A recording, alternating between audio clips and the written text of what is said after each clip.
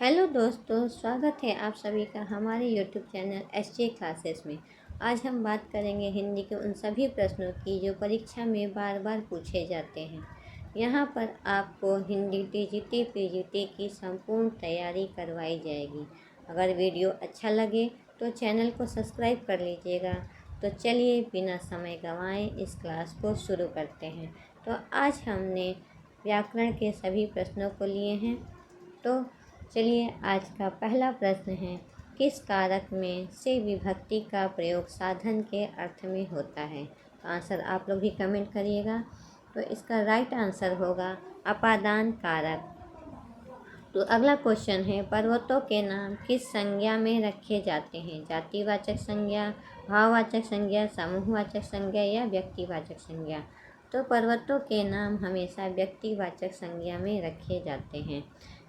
अगला क्वेश्चन है, स्त्रीलिंग शब्द क्या है। ऑप्शन है रियासत, दिन, राष्ट्र या राज्य। तो स्त्रीलिंग शब्द इनमें से क्या है, आप लोग भी कमेंट करिए। तो हमेशा स्त्रीलिंग शब्द क्या है, रियासत। रियासत क्या है, एक स्त्रीलिंग शब्द है। दिन, राष्ट्र, राज्य ये सब क्या है, पुल्लिंग में आते हैं। अगला क्वेश्चन है, कारक के भेद होते हैं। कारक के कितने भेद होते हैं, 8, 5, 6 या 7। तो कारक के कितने भेद होते हैं, कारक के 8 भेद होते हैं। अगला क्वेश्चन है, मैं का बहुवचन है। मुझे, हमें, हमको या हम। तो मैं का बहुवचन क्या होगा, तो मैं का बहुवचन होगा हम। अगला क्वेश्चन है, स्त्रीलिंग शब्द है संदूक, छछूंदर, अड़चन या इनाम। तो इसमें से स्त्रीलिंग शब्द क्या होगा, अड़चन। अड़चन क्या होगा, एक स्त्रीलिंग शब्द होगा। अगला क्वेश्चन है, बाबा ने चंद्रभूषण को डंडा मारा। वाक्य में कौन सा कारक है, करण कारक, संबोधन कारक, कर्ता कारक या अपादान कारक। तो बाबा ने चंद्रभूषण को डंडा मारा, इसमें होगा सी, कर्ता कारक। यह स्त्रीलिंग शब्द है। ऑप्शन है गिद्ध, रानी, मक्खन या समाचार पत्र। तो इसमें से स्त्रीलिंग शब्द क्या होगा, रानी। रानी क्या है, एक स्त्रीलिंग शब्द है। बोलने से ही पता चल रहा है कि रानी एक स्त्रीलिंग शब्द है। मुरली गांव से चला गया। वाक्य में कौन सा कारक है, कर्म कारक, संबंध कारक, संबोधन कारक या अपादान कारक। तो इसका राइट आंसर होगा अपादान कारक। मतलब मुरली गांव से चला गया मतलब अलग हो गया। अलग होने को क्या कहते हैं, अपादान कारक। नेक्स्ट क्वेश्चन है, जो सो कौन सा सर्वनाम है। जो सो कौन सा सर्वनाम है, प्रश्नवाचक, निश्चयवाचक, संबंधवाचक या इनमें से कोई नहीं। तो इसका राइट आंसर होगा सी, संबंधवाचक। जो सो बोलते हैं ना बीच बीच में किसी बात पे, जो हुआ सो हुआ, तो ये सब क्या है, संबंध कारक में आते हैं।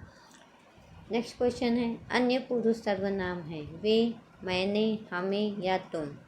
तो इसका राइट आंसर होगा वे। वे क्या है, अन्य पुरुष।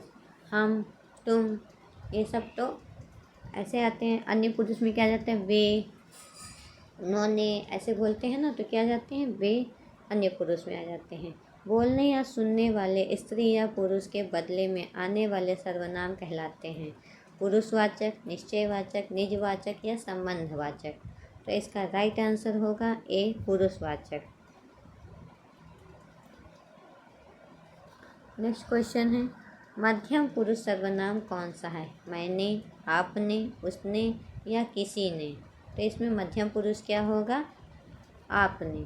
आपने क्या होगा, मध्यम पुरुष सर्वनाम होगा। नेक्स्ट क्वेश्चन है, सर्वनाम के कितने भेद होते हैं, 4, 8, 6 या 5। आप लोग भी आंसर कमेंट करिए। तो इसका राइट आंसर होगा सर्वनाम के 6 भेद होते हैं। निजवाचक सर्वनाम है हम, मैं, कौन या स्वयं। तो इसमें से निजवाचक सर्वनाम क्या हो जाएगा, स्वयं। स्वयं क्या है, निजवाचक सर्वनाम है। अगला क्वेश्चन है, सर्वनाम में विकार उत्पन्न होता है वचन से, कारक विभक्तियों से, पुरुष से या इनमें से कोई नहीं। इसका राइट आंसर होगा बी, कारक विभक्तियों से। सर्वनाम में विकार कारक विभक्तियों से उत्पन्न होते हैं। वह का करण कारक में एक वचन क्या होगा, उसने, उससे, मैंने या मुझसे। तो इसका राइट आंसर होगा उससे। अगला क्वेश्चन है, मैं का अपादान कारक में बहुवचन होगा। इसमें बहुवचन क्या हो जाएगा? हमारा, हमसे, हम पर या मुझे। इसका राइट आंसर हो जाएगा मुझे। मैं का अपादान कारक में बहुवचन मुझे हो जाएगा।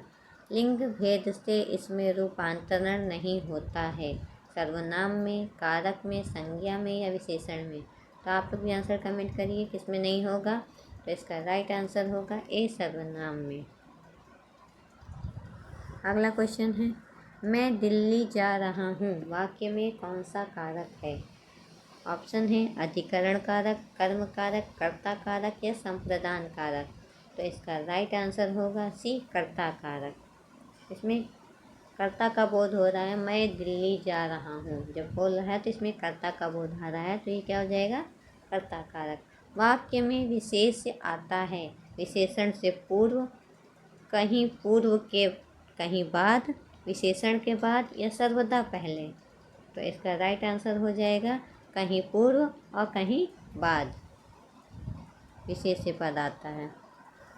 अगला क्वेश्चन है, जापानी लोग बहुत श्रमशील होते हैं, वाक्य में विशेषण है परिमाणबोधक, सार्वनामिक, गुणवाचक या इनमें से कोई नहीं। इसका राइट आंसर हो जाएगा गुणवाचक।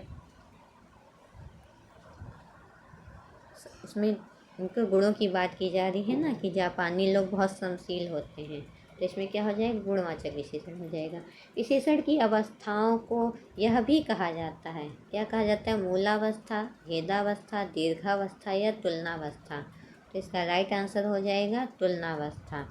ये किसी से तुलना की जाती है ना, विशेषण में किसी की तुलना को, किसी की विशेषता को बताया जाता है, तो विशेषण की अवस्थाओं को तुलनावस्था भी कहा जाता है।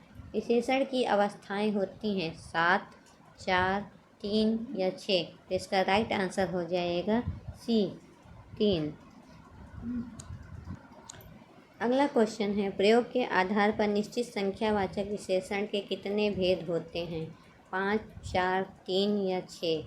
तो इसका राइट आंसर हो जाएगा डी, 6। प्रयोग के आधार पर निश्चित संख्यावाचक विशेषण के 6 भेद होते हैं। अगला क्वेश्चन है, विशेषण बताते हैं विशेषण का भेद, संज्ञा या सर्वनाम की विशेषता, विशेष्यों की विशेषता या इनमें से कोई नहीं। तो इसका राइट आंसर हो जाएगा विशेषण हमेशा विशेष्यों की विशेषता बताते हैं। अगला क्वेश्चन है, गीता सबसे कुरूप है, इस वाक्य में विशेषण की कौन सी अवस्था है? ऑप्शन है मूलावस्था, उत्तरावस्था, मध्यमावस्था या उत्तमावस्था। तो इसका राइट आंसर हो जाएगा सी, इसमें मध्यमावस्था है। अगला है, यह विशेषण की अवस्था नहीं है, मूलावस्था, उत्तरावस्था, मध्यमावस्था या उत्तमावस्था। तो इसमें से कौन सी विशेषण की अवस्था नहीं है? तो मूलावस्था जो है वो विशेषण की अवस्था नहीं है। अगला है, बहुत तेज़ बारिश हो रही थी, इस वाक्य में प्रविशेषण है। इस वाक्य में प्रविशेषण क्या है? आप लोग भी आंसर कमेंट करिए। ऑप्शन है बहुत तथा तेज, बी है तेज, सी बहुत या डी इनमें से कोई नहीं। तो इसका राइट आंसर हो जाएगा सी, बहुत। बहुत तेज़ बारिश हो रही, सी में प्रविशेषण क्या है? बहुत है। अगला क्वेश्चन है, सब चोर पकड़े में आ गए, सब चोर पकड़ में आ गए, वाक्य में कौन सा विशेषण है? ऑप्शन है अनिश्चित संख्यावाचक, निश्चित संख्यावाचक, गुणवाचक या स्थानवाचक। इसका राइट आंसर हो जाएगा अनिश्चित संख्यावाचक, क्योंकि इसमें कहा जा रहा है ना सब चोर पकड़े गए, कोई गिनती तो है नहीं, अनिश्चित है, तो इसमें क्या हो जाएगा? अनिश्चित संख्यावाचक हो जाएगा। अगला है, प्रधानमंत्री आवास 5वें रास्ते पर है, इस वाक्य में कौन सा विशेषण है? कालवाचक, स्थानवाचक, परिमाणबोधक या क्रमवाचक। तो इसका राइट आंसर हो जाएगा स्थानवाचक। यहाँ पे स्थान बताया जा रहा है कि प्रधानमंत्री आवास 5वें रास्ते पर है, तो इसमें क्या हो जाएगा? स्थानवाचक। कुछ लड़कियाँ आ रही हैं, वाक्य में कौन सा विशेषण है? सार्वनामिक, गुणवाचक, परिमाणवाचक या संख्यावाचक। तो इसमें क्या हो जाएगा? कुछ लड़कियाँ आ रही हैं, तो इसका राइट आंसर क्या हो जाएगा? सार्वनामिक। ठीक। अगला क्वेश्चन है गाय का दूध स्वास्थ्य के लिए सर्वोत्तम औषधि है। इस वाक्य में कौन सा विशेषण है? परिमाणवाचक, गुणवाचक, भाववाचक या सार्वनामिक? तो इसका राइट आंसर हो जाएगा सार्वनामिक। अगला है उमा नौकर से दूध मंगवाती है। वाक्य में कौन सी क्रिया है? प्रेरणार्थक, अकर्मक, सकर्मक या सहायक? तो उमा नौकर से दूध मंगवाती है, तो इसमें कौन सी क्रिया हो जाएगी? आप लोग भी आंसर कमेंट करिए। तो ये क्या हो जाएगी? प्रेरणार्थक हो जाएगी। अगला है संज्ञा अथवा विशेषण से बनने वाली धातु कहलाती है। यौगिक धातु, नाम धातु, सकर्मक या सहायक? तो कौन सी हो जाएगी इसमें? राइट आंसर हो जाएगा इसका नाम धातु। संज्ञा या विशेषण से बनने वाली धातु नाम धातु कहलाती है। धातु कहा जाता है तत्सम संज्ञा को, मूल रूप को, क्रिया का मूल रूप या संज्ञा का मूल रूप? तो किसे कहा जाता है? तो क्रिया के मूल रूप को धातु कहा जाता है। अगला है धातु कितने प्रकार की होती है? 5 प्रकार की, 3 प्रकार की, 2 प्रकार की या 4 प्रकार की? तो इसका राइट आंसर हो जाएगा 2 प्रकार की। धातु 2 प्रकार की होती है। किसी अन्य शब्द पर निर्भर नहीं रहने वाली धातु क्या कहलाती है? मूल, अकर्मक, सकर्मक या यौगिक? तो इसका राइट आंसर हो जाएगा ए, मूल कहलाती। किसी अन्य शब्द पर निर्भर रहने वाली धातु मूल धातु कहलाती है। अगला है जिन वाक्यों में क्रिया का फल कर्ता के अतिरिक्त अन्य किसी पर पड़े तो क्या होता है? सकर्मक क्रिया युक्त, अकर्मक क्रिया युक्त, यौगिक क्रिया युक्त या इनमें से कोई नहीं? तो इसका राइट आंसर हो जाएगा जिन वाक्यों की क्रिया का फल कर्ता के अतिरिक्त अन्य किसी पर पड़ता है तो उसे सकर्मक क्रियायुक्त कहते हैं। अगला है रिद्धम ने खेल कर दूध पी लिया। इस वाक्य में खेल कर कौन सी क्रिया है? सकर्मक, नामबोधक, सहायक या पूर्वकालिक?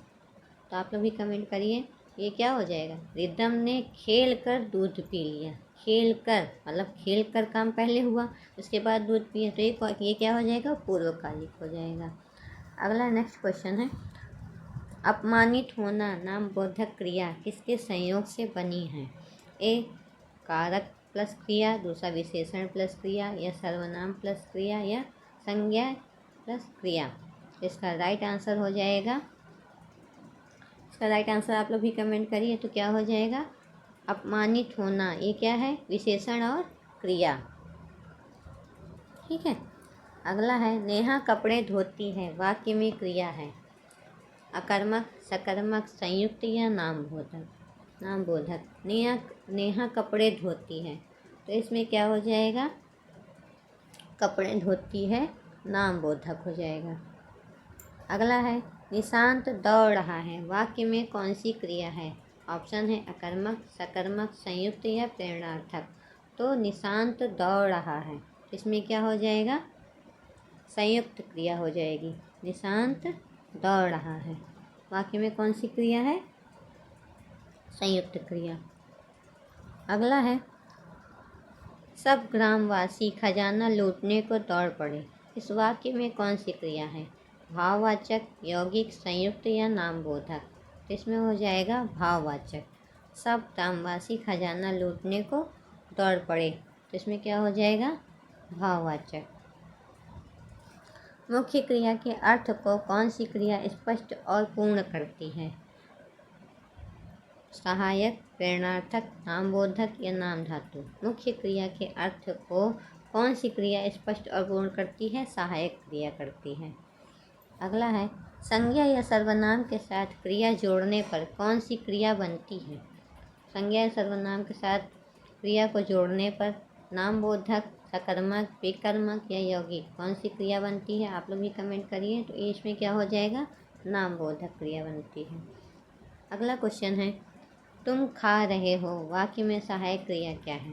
को, खा, रहे या कोई नहीं? इसका आंसर हो जाएगा रहे। रहे क्या है? इसमें सहायक क्रिया है। वह खाना खाकर सो गया। इस वाक्य में कौन सी क्रिया है? सहायक क्रिया, पूर्वकालिक क्रिया, नामबोधक या इनमें से कोई नहीं। तो वह खाना खाकर सो गया। खाना खाकर सो गया मतलब इसमें क्या हो जाएगा, पूर्वकालिक। पूर्व में काम हो चुका मतलब वो खाना खाकर उसके बाद फिर सोया है ना। अगला है, वह पढ़ाई कर चुका है। वाक्य में कौन सी क्रिया है? सहायक क्रिया, नामबोधक क्रिया, यौगिक या संयुक्त क्रिया। तो इसमें क्या हो जाएगा, वह पढ़ाई कर चुका है। तो इसमें क्या हो जाएगा, संयुक्त क्रिया। कौन सी क्रिया हो जाएगी, संयुक्त क्रिया। गाय बछड़े को दूध पिला रही है। वाक्य में क्रिया है संयुक्त, एक कर्मक, विकर्मक या यौगिक क्रिया। तो इसका राइट आंसर हो जाएगा सी, विकर्मक। गाय बछड़े को दूध पिला रही है, इसमें विकर्मक क्रिया हो जाएगी। तो वीडियो कैसी लगी आप लोग कमेंट करके ज़रूर बताइएगा। अगर अच्छी लगी हो तो लाइक करिएगा, शेयर करिएगा, सब्सक्राइब करिएगा। Thank you.